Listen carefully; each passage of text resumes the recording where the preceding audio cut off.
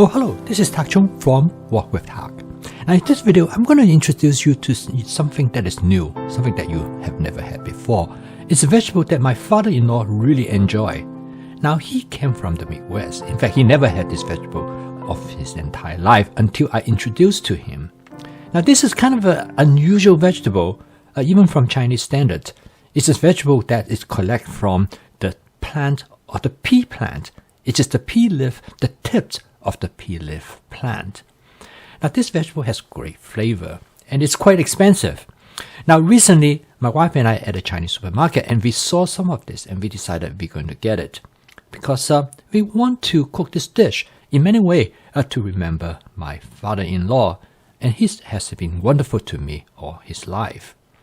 Now this vegetable, I'm going to cook this in a lo mein dish. Now I'm also going to cook this vegetable with some fried tofu, and I'm going to use two different kinds of shiitake mushroom, and both of them are dry shiitake mushroom. Now shiitake mushroom is a great mushroom to have on hand because they are dry, so they last forever. In fact, I purchased this 5-pound bag shiitake mushroom because when they dry, there's really a lot of them. And they actually hydrate very quickly, and I discovered this method by pushing at the stem of the mushroom while you immerse them in water. They dry much faster, they hydrate much faster, and usually they can hydrate in less than about half an hour. And then I cut them into thin slices. They also can be stored in the refrigerator for quite a bit of time. In fact, they probably have a shelf life up to about maybe 10 days to 2 weeks. So each time when I want to use them, I just use whatever I want. So it is extremely convenient to have on hand. Now we also happen to discover some other type of shiitake mushroom. This shiitake mushroom known as the flower shiitake mushroom. And they look very different from the one that I've shown you earlier. And this particular kind is also smaller, and they frequently call it button mushroom. And again, the method for hydrate them is pretty much the same. You push at the stem, that will actually allow them to hydrate much faster. And then, of course, I also cut off whatever stem that might on it. And now you are ready to use them. Again, they have great shelf life in the refrigerator. And next comes this pea leaf tip plant. This pea leaf is really an excellent vegetable, and prepping it actually cannot be any simpler. All you have to do is give it a quick rinse and they are ready to be used. I was going to cook in this dish with some fried tofu. Now, I personally like fried tofu better than the regular type of tofu. However, frying tofu is a lot of work. Now, this tofu has already been fried, so it is much easier, and all you have to do is to cut it up, in this case, to the size that I want. And the flavor of this fried tofu is great. Now, of course, they're not as good as tofu that are freshly fried, but for the purpose of convenience, this will do. Next ingredients that I'm going to add to this dish is some fresh ginger. My wife loves ginger, and for this reason, I always have ginger at hand. Now you can cook ginger in many different ways. In this case, I'm just going to peel them first, and I'm going to cut them into thin slices. Now to cook this dish, the mushroom, I already have it on hand because I prepped them in advance. So the two things I need to prep is the tofu as well as the ginger. Now the pea leaf, I already also have it ready to go.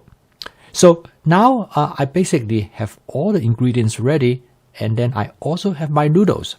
These are spaghetti pasta noodles, which I boiled about 3 or 4 days ago, and they're ready to be used right away. This dish is not based on any recipe, but it is based on a template which I use for stir-frying vegetables together with shiitake mushroom and as well as with some fried tofu.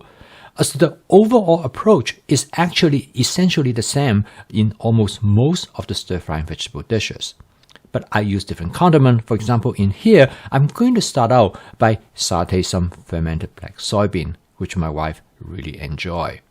So the first thing I'm going to do is that I'm going to stir fry the mushroom first.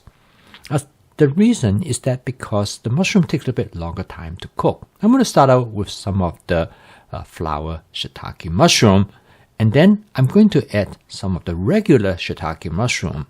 The reason I combine both is that first and foremost, I like to compare the flavor between the two of them. And I know both my wife and I really enjoy shiitake mushroom. We would like them anyway. Now, the first step is to basically stir fry them very briefly, because you don't need to cook them very much. And then next is that I'm going to add the fried tofu. Now, the fried tofu is already cooked. You can eat it just the way it is. But it's a good idea that in this case, I'm going to stir fry it with the mushroom and basically to bring it up to the temperature. And also by stir frying the tofu, the interior of the tofu will become softer and it provides a more pleasant culinary experience. Again, this takes only a few seconds. Usually I do not stir fry it more than maybe 20 to 30 seconds. And it is pretty much ready. So the next step is that I'm going to add a little bit ginger. And this is the ginger which I have cut up into thin strips.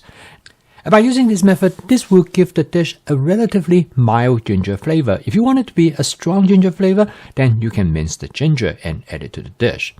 And next, I'm going to add the pea leaf to the wok. As you can tell, there's a lot of it. And this is the reason why it is good to have a large wok, because the vegetable is going to cook down.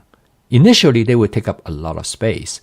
But after you cook them for a while, as you will see, that it will pretty much settle into a much smaller volume. Now, the best way to actually stir fry this is to use a pair of long-handled tongs, because this will allow you to manipulate the vegetable much better. You can use the tongue to turn the vegetable over. The more you turn it over, the faster it's going to cook. And it is also important to do that because otherwise the vegetable might get burned and you don't want that to happen. So at this point, you might want to adjust the heat. The heat might be too strong, and in this case, the ingredients might get burned. So make sure you adjust the heat properly. Now, the vegetable already cooked down significantly, as you can see here. And other than the black beans, I'm not going to season this dish because the pea leaf plant as well as the tofu and the shiitake mushroom have great flavor. But instead, I'm going to season the noodles that will give it better flavor to the dish. And next, I'm going to create a lo mein. Now, the spaghetti noodles, I have warmed them up in the microwave oven so that it is just basically a touch warm. And this allows me to separate them much easier. And this will provide me a base for the lo mein. Now, there are many different ways to cook lo mein. This method I'm going to use is probably one of the simplest because I'm going to season the noodles directly by using some oyster sauce. Again, you can season it almost any way that you would like.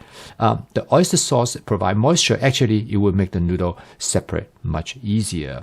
And in this case, as you can see that coating the noodles with the oyster sauce, you can just separate them more readily.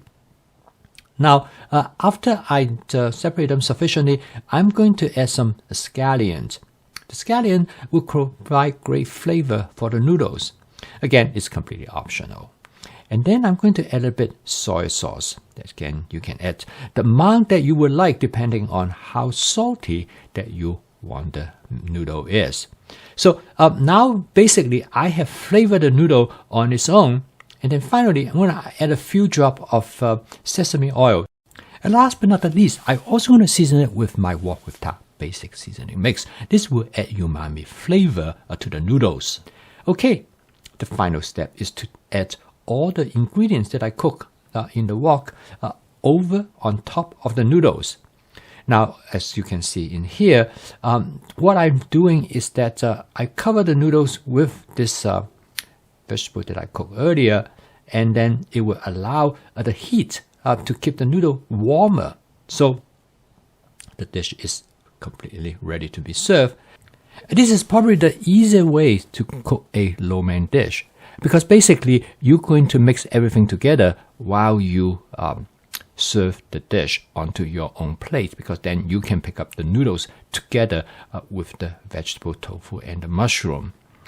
It took only about 5 minutes to cook the dish, and the main time actually is to do the prepping. In this case, is to cut up the tofu and to cut up the ginger, which is the two ingredients that need to do some prepping. This demonstrates the efficiency when you combine advanced prepping with stir frying.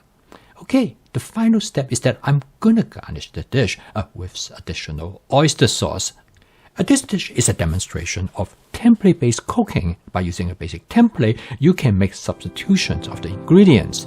It is also a demonstration of flavor chasing by using the type of ingredients that will create the flavor that you love and enjoy. So, give it a try.